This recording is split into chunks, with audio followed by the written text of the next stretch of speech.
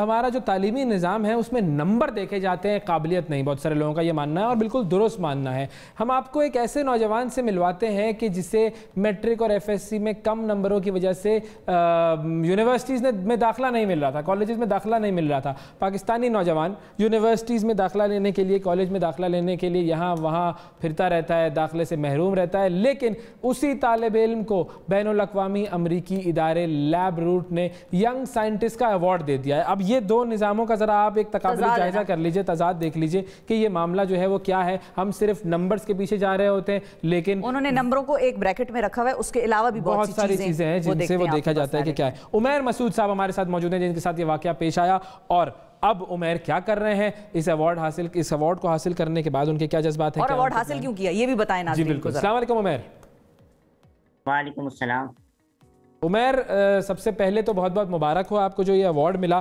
یہ بتائیے کہ جو آپ کو ایوارڈ ملا ہے، یہ جو آپ نے ریسرچ پیپرز لکھے تھے وہ کیا تھے اور کس وجہ سے یہ ملا ہے ایوارڈ؟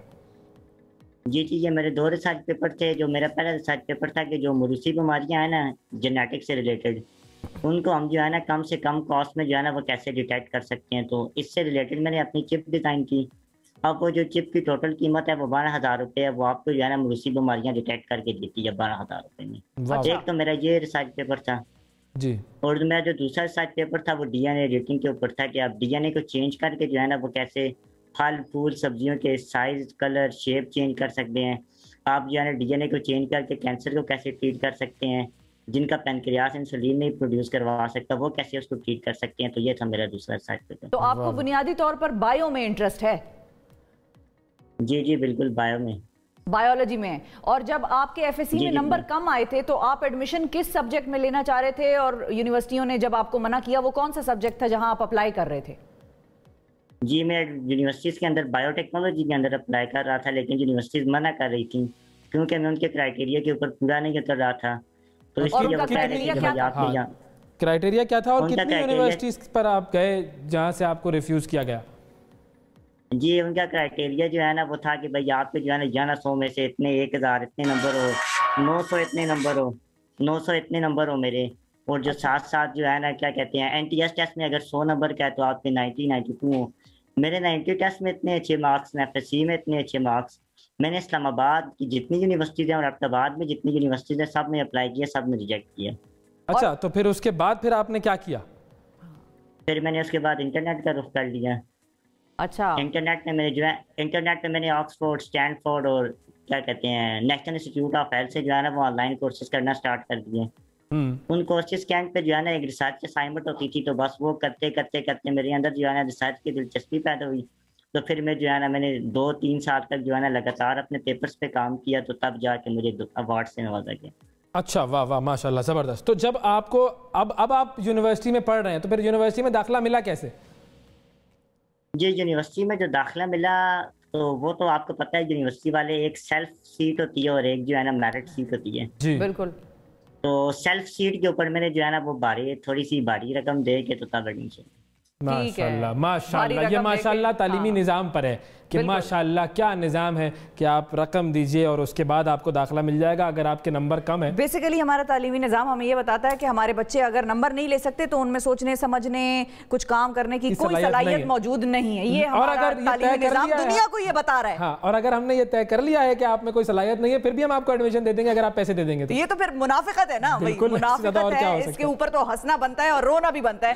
اب یہ بتائیں عمیر کہ اب آپ کا آگے کا پلان ہے کیا؟ آپ کا انٹرسٹ ہے بائیو ٹیکنالوجی میں، آپ نے ہارورڈ کی مطلب کورسز کیے ہیں، اسٹینفورڈ کے کیے ہیں، آگے کدھر جانا چاہتے ہیں؟ آگے میں پاکستان میں جانا چاہتا ہوں. میری جتنی ساری ریسرچ ہے میں چاہتا ہوں اس پہ میڈ ان پاکستان لگے.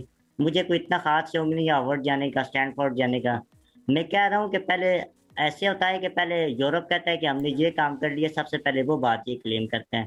میں چاہتا ہوں کہ پاکستان بائیو ٹیکنالوجی کے اندر سب سے پہلے یہ بات کلیم کرے کہ بھائی اس بار ہم نے سب سے پہلے کیا ہے.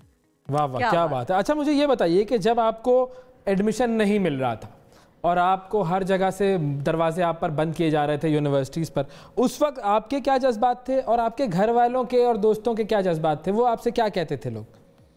جی بالکل. جو میرے دوست وغیرہ ہیں، جو میرے گھر والے ہیں، وہ کہتے تھے جو فیلئر ہوتا ہے وہ جینیس ہوتا ہے. تو وہ کہتے ہیں کوئی بات نہیں اگر نہیں میرے ٹھیک ہے، کیونکہ یونیورسٹیز والے وہ کہہ رہے تھے کہ تمہیں نہیں سمجھ رہے، اس کا یہ मतलब तो नहीं है कि तुम फेलियर ही हो, अभी तुम जीनियस हो, जीनियस रहोगे। तो उनके पैसे थे, उन्होंने मुझे कुछ मतलब ऐसा डिसहार्ट नहीं किया कि क्यों नहीं मिल रहा, ऐसा क्यों नहीं हो रहा, वैसा क्यों नहीं हो रहा। नहीं, डिसहार्ट तो उधर ही कर दिया जब एक ब्रिलियंट बच्चे को उन्होंने एडमिशन देने से इनकार कर दिया। ठीक है, वो क्राइटेरियाज बने होते हैं, वो नहीं हो सकते चैलेंज, लेकिन हमें निजाम को बदलना है ना कि हम वो क्राइटेरियाज चैलेंज करें और उन बच्चों को भी मेन स्ट्रीम में लेकर आए कि जिसका नहीं होगा नंबर अच्छा, उसकी सप्ली भी कोई आई होगी, फेल हुआ होगा कहीं, यूनिवर्सिटी होनी चाहिए लेकिन किसी चीज में वो एक्सेल भी कर रहा होगा बगैर नंबर के क्राइटेरिया। और आप देखें वहां से लीडर्स निकलेंगे, मैं आपको बता दूं। मैं बनाऊंगा ऐसी यूनिवर्सिटी। मुझे ये बताएं उमैर कि ये जब आपको आपका ये सारा सिलसिला चल रहा था, आपको नंबर नहीं आया, आपके कम नंबर आए, तो आपको आइडेंटिफाई कर सकते हैं कि आपके नंबर क्यों कम आए थे? जी, जब क्लास में जो सर है ना, वो हमारे जो टीचर वगैरह हैं, वो क्लास में आके बोर्डिंग से लेक्चर दिया करते थे जब, तो तब मैं रिसर्च में लगा होता था। मुझे कोई शौक नहीं था रट्टा शट्टा मारने का या जो स्कूल की किताबें रटने का।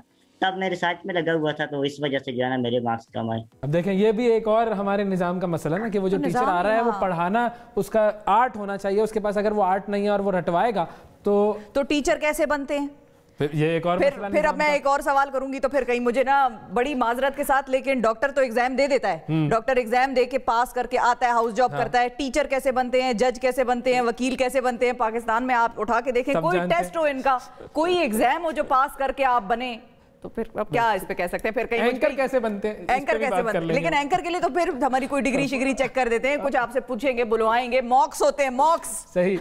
मुझे ये बताइए उमैर साहब कि इस सिस्टम को सही करने के लिए क्या किया जा सकता है? क्योंकि आप इस सिस्टम में गए, आपने वहां पर नाकामी भी देखी और कामयाबी भी देखी।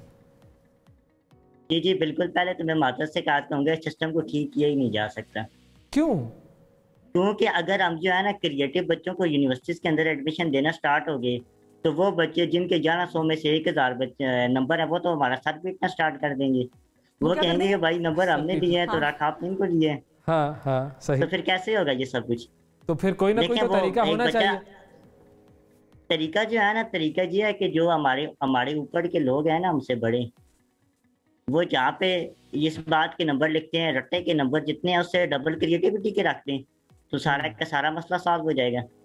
सही है, बिल्कुल। यानी कि हमारे साथ जो निज़ाम है उसमें इस तब्दीली की ज़रूरत है कि क्रिएटिविटी को जांचने का पहले तो कोई मैकेनिज्म बनाया जाए और फिर उस मैकेनिज्म के तहत भी लोगों की इवैल्यूएशन की जाए। नंबर्स का एक हिस्सा हो मगर लोगों की क्रिएटिविटी को भी जांचा जाए, बाकी स्किल्स हों। बिल्कुल।